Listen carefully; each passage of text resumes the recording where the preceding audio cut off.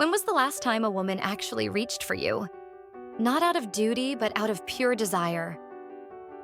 I'm a legal escort in Australia. For over 10 years, I've worked with men who weren't lost. They were simply forgotten. Not by the world, but by the woman they loved. She still cooked dinner, shared the bed, laughed at jokes, but the spark was gone. And no one talked about it. Many men over 50 believe they should settle. That craving intimacy is immature. That longing is weakness. But it's not. It's a sign you're still alive. That's why I'm here. To tell you what I've learned from men who felt invisible until they met a woman who made them feel wanted again. These are 6 reasons why men like you should pursue high-drive women. Not for thrill, but for truth. If this matters to you, like the video, subscribe and comment love below. I want to know who's still here with me. He was in his early 60s, drove a luxury car, wore a perfectly pressed suit, and smelled faintly of cedarwood and quiet pride. When he walked into the room, everything about him said confidence until he sat down. His hands trembled slightly. He looked at the floor more than he looked at me. And when I reached out to touch his arm, he flinched. Not because he was afraid, but because it had been so long. Later, he told me, almost apologetically, that he didn't know how to flirt anymore, that he wasn't sure how to be wanted, and he wasn't alone. I've seen this happen to countless men, capable, kind, disciplined. They master their careers, hold their families together, fix everything around them except themselves. Because somewhere along the way, they accepted that desire was a luxury they no longer deserved. But here's what I've learned. When a man stops being touched, he starts to disappear. Not to the world, but to himself. And no amount of logic or patience can replace the raw human need to be wanted. Women with a high drive don't let that part of you go silent. They see it. They stir it. They remind you that your skin is still alive, your presence still matters, and your longing is not a flaw. It's a sign that you are still here. You don't need to become someone else. You just need someone who remembers how to see you. Shall we continue? One man told me something I'll never forget. He said, "I didn't realize I was asleep until she looked at me." He wasn't talking about infatuation. He meant something deeper, a sense that, for the first time in years, someone saw through the routine, through the roles, through the shell of a man who had become too quiet inside. That's what high-drive women do. They don't let you sleepwalk through your own life. Their presence, sometimes even their glance, pulls something primal back into focus. Not because they demand anything from you, but because their own desire is unapologetically alive. These women don't wait for permission to feel. They know what they want. And when they want you, it wakes something up in you that you didn't even realize was missing. I've seen men walk into the room stoic, careful, composed, and leave with flushed skin and startled eyes, like they'd just remembered what blood feels like when it rushes for no practical reason at all. Desire doesn't age. It gets buried under years of duty, silence, careful negotiation, and the fear of asking for more. But the right woman doesn't let you settle into numbness. She doesn't just want you to show up. She wants you awake. And the truth is, no matter how much you've built, how much you've given, if you don't feel alive in your own body, what exactly are you preserving? Let's keep going. It gets more real from here. He was married for over 20 years, a good man, steady job, always came home on time. When he talked about his wife, he called her kind, supportive, loyal. But when I asked the last time she had truly wanted him, he hesitated, then lowered his eyes. I can't remember.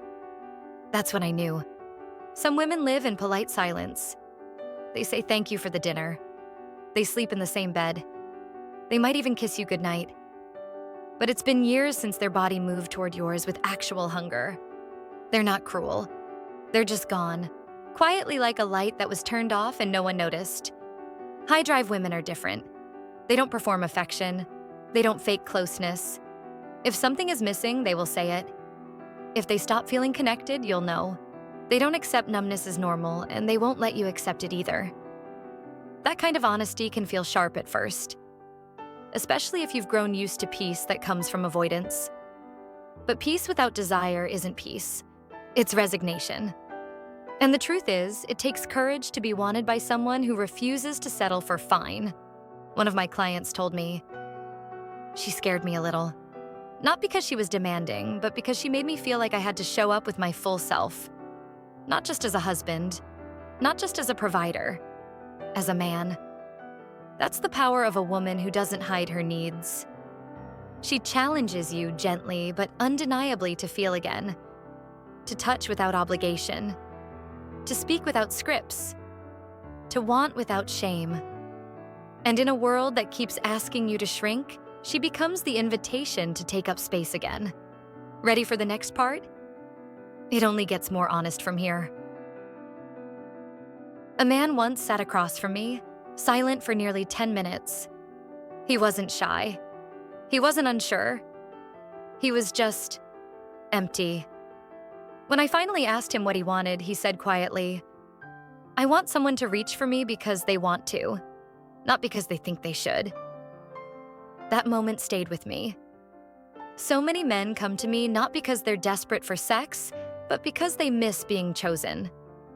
Not out of duty, not out of habit, but from a place of genuine desire. High-drive women don't touch out of politeness. When they want you, it shows. Their body doesn't lie. Their attention is not transactional. And because they feel deeply, they give fully when the connection is real. That's why men feel something shift when they're with a woman like that. It's not just the warmth of her skin. It's the unmistakable feeling that someone is actually there with you. Not performing, not tolerating, but meeting you. And that kind of presence changes everything.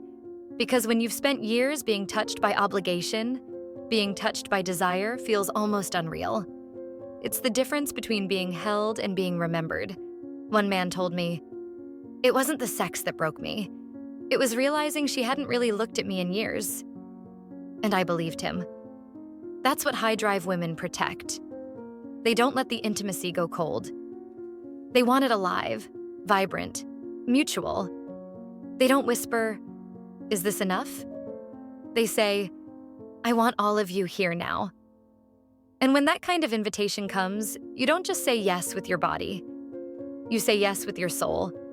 Let's keep going. Because it's not just about who touches you. It's about who sees you when they do. He had everything in order. A respected career, 2 grown children doing well, a well-decorated home that looked exactly like the magazines. But the first thing he said when we sat down was, "I feel like I've been on mute for a decade."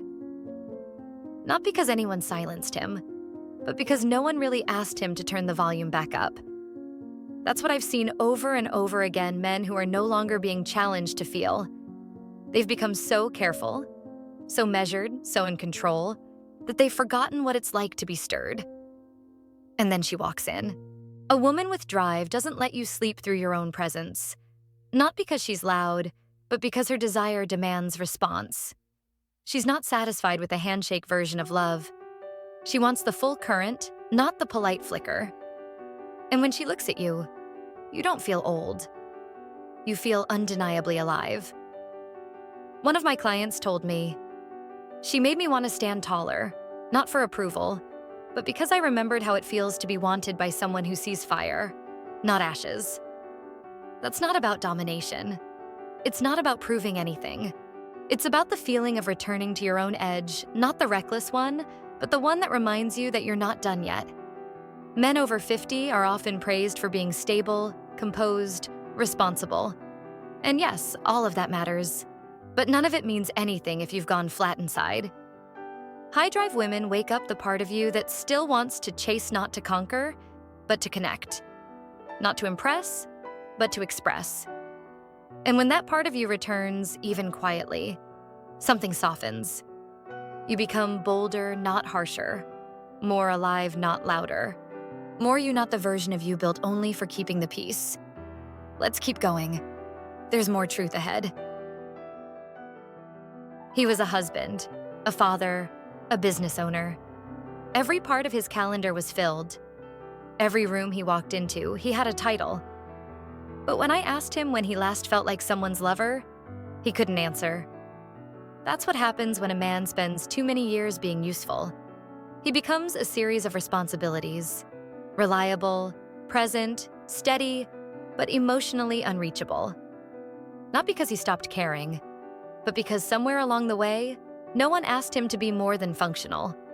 Women with high desire don't want you only for what you provide. They want you, the man beneath the armor, the one who still remembers what it means to be playful, present, impulsive. They're not just looking for a partner. They're looking for pulse. One of my clients described it best. He said, "With her, I didn't have to fix anything. I just had to be there, and that was enough. And somehow, that made me want to give her even more." That's the secret no one tells you.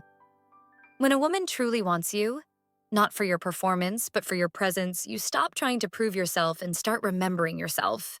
High-drive women are not interested in perfection. They're drawn to vitality.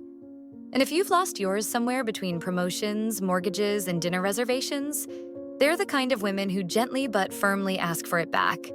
Not by force, but by the simple fact that their own desire refuses to settle for a man who's only half present. And you know what? That invitation doesn't feel like pressure. It feels like relief. Because you no longer have to wear the mask of everything's fine. You get to be someone who's fully here, flaws and all. Let's keep going. Because if no one's asked for your presence in a long time, maybe it's time you ask it of yourself. He asked me with genuine confusion, "Is it selfish to want more?" He wasn't talking about affairs or fantasies. He was talking about something simpler and far more painful. The slow erosion of intimacy in a long-term relationship. He hadn't been touched in months. They slept in the same bed, made coffee in the same kitchen, shared jokes with friends. But underneath it all, there was no hunger left. No spark, no heat, just routine. And yet, he stayed. Because he told himself he was being noble. That good men don't ask for too much. That craving passion after 50 was immature. That missing being wanted was just a phase. It's not. A woman with high desire doesn't let life flatten into habit. She lives awake. She wants to feel. She wants to reach and be reached. And she expects the same from you, not because she's demanding, but because she refuses to build a life on emotional leftovers. One man told me, "She didn't need me to be exciting. She just needed me to show up with something real. That's it. No performance, no pretending. Just the truth of who you are. Fully offered."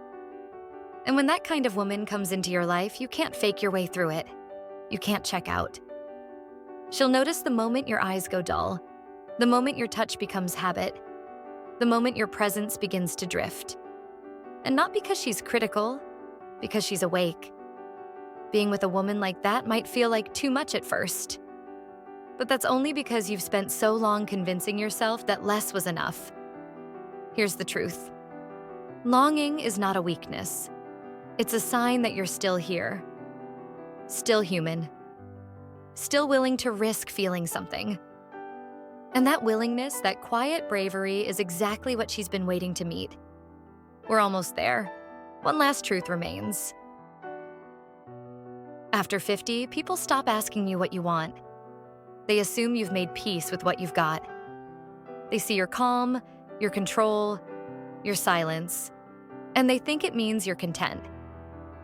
But I know better. I've sat across from too many men whose lives looked complete on paper, but whose hearts were quietly starving. Not for chaos, not for conquest, but for one simple human thing: to still be wanted. And the kind of woman who carries desire like a living flame, she doesn't let you shrink into usefulness. She won't settle for a version of you that's half asleep. She doesn't just want you to stay. She wants you to show up. Not as a provider, not as a problem solver, but as a man who still feels, who still reaches, who still believes he deserves more than loyalty. He deserves to be felt. You don't need to be louder, or younger, or wilder. You just need to stop telling yourself that wanting more makes you ungrateful. It doesn't. It makes you honest. Some women will meet you there, others won't. That's not your fault. But if you keep calling your silence maturity and your loneliness strength, you'll eventually lose something it takes years to get back. The part of you that knows he still matters. So say what you need. Ask for what you want.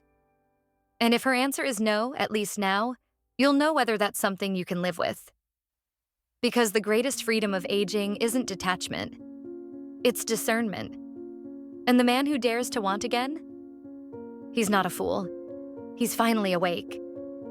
If this story made you pause, even for a moment, please like this video, subscribe to the channel, and leave the word love in the comments. Maybe the truth you've been carrying alone is the very thing someone else has been waiting to hear.